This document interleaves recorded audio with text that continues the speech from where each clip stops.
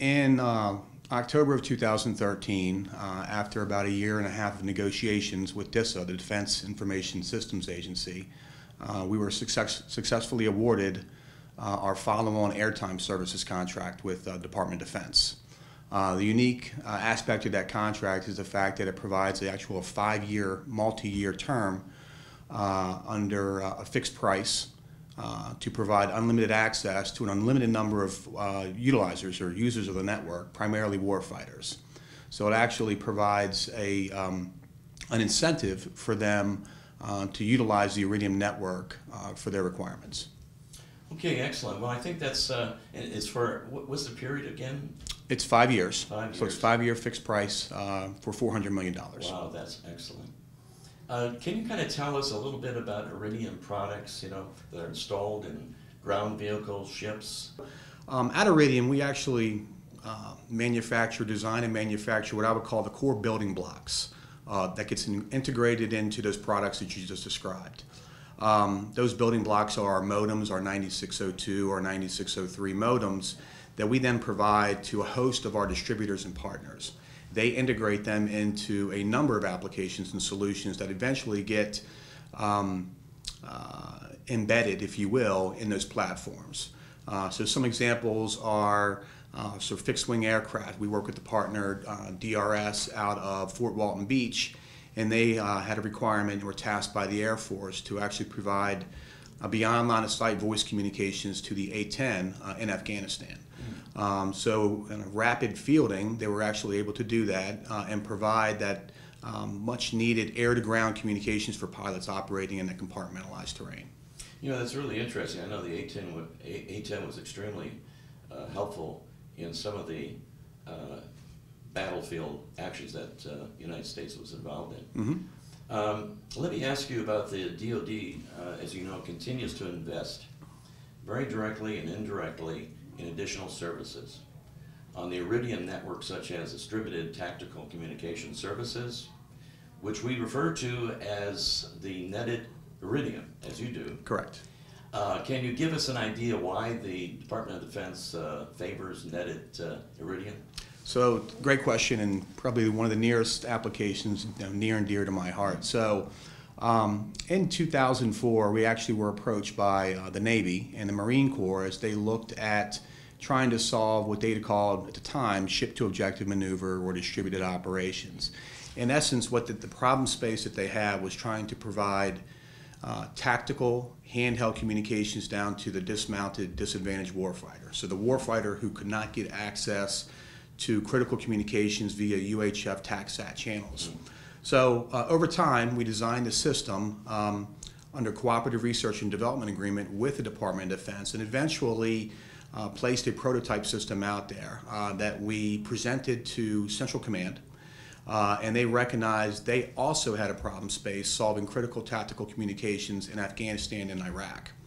Now, the unique thing about Afghanistan is that it's a very compartmentalized terrain. So the unique aspect of the Iridium global footprint provides continuous communications in those compartmentalized terrain areas where typical geosynchronous or line-of-sight communications are challenged.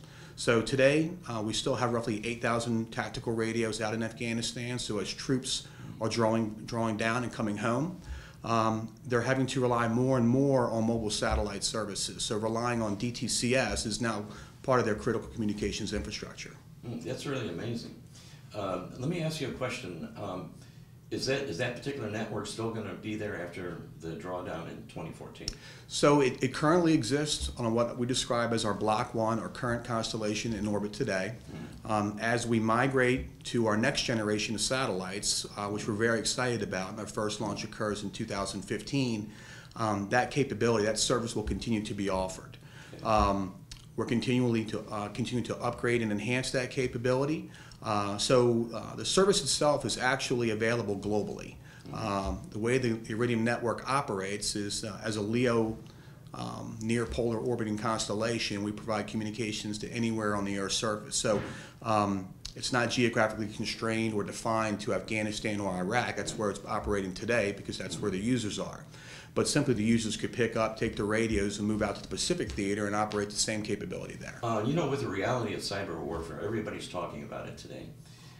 Network security has become a very key concern of the Department of Defense, as we refer to as DoD, right? Can you discuss how the Iridium satellite network provides increased network security to the Department of Defense? Sure. So, I guess a couple examples is, first and foremost, you know, the Iridium network, although it provides great interoperability to other systems, when needed, it can actually act as a closed network as well. So, from that perspective, we provide yet another form of communication to the warfighter.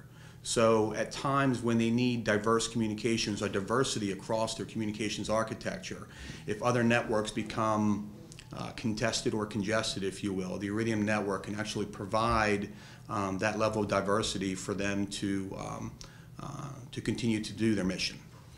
Secondly, because of the fact that our network operates globally, we have a persistent footprint over the air surface. Combining that with our signal strength of our satellites, a lot of our technical partners today are actually leveraging that persistent high power channel of the Iridium to help augment other signals such as GPS when GPS becomes denied or is in a constrained environment. So some of those systems are quite mature, and they're actually being demonstrated today. Scott, what developments of innovative low-cost technology and applications integrating mobile satellite products and services do you see developing in the MSS market segment in the future? So thank you for the question, Richard. So first and foremost, I wanted to just make mention that Iridium has recently launched what we feel are 3 key products and services in the MSS space. The first of which is called Iridium Go. And this device is the first satellite-based Wi-Fi hotspot that will provide, or I should say enable, communications for a lot of the consumer, enterprise, and military market. So imagine, if you will, most of us today carry our smartphones, tablets, which always relies on traditional terrestrial connectivity. So Iridium Go now provides that extension, if you will, for those users who find themselves out of that terrestrial comm area. So as we all like to utilize our phones for sending images, texting, our email, and having access to those contacts at hand, now we provide that extension over satellite communications. Now, can you discuss if there will be a more favorable regulatory environment? We're going to jump into regulatory environments here for government programs that you offer. You know, I had an opportunity to talk with some of our folks in that, and you know, right now, at least within the space that Iridium deals in with the U.S. government, primarily the Department of Defense, we're not finding a lot of regulatory constraints or hurdles out there. So, you know, we'll obviously keep a close eye on that. But right now, you know, we're quite happy with the way things are trending. Okay, excellent. Would you like to provide us with some concluding comments? Yes. You know, I mentioned earlier. First of all, thank you for having me here today. I really appreciate that. I appreciate that. You know, as I did mention, you know, we're very excited at Iridium based on our new contract that we have at Department of Defense. We're working very closely with all levels in the DoD to continue to provide what we feel and what they have told us are mission-critical communications to the warfighter. And as we look at our next generation launch occurring in 2015, we're very excited about being able to continue to provide into decades into the future much-needed communication services to our warfighters.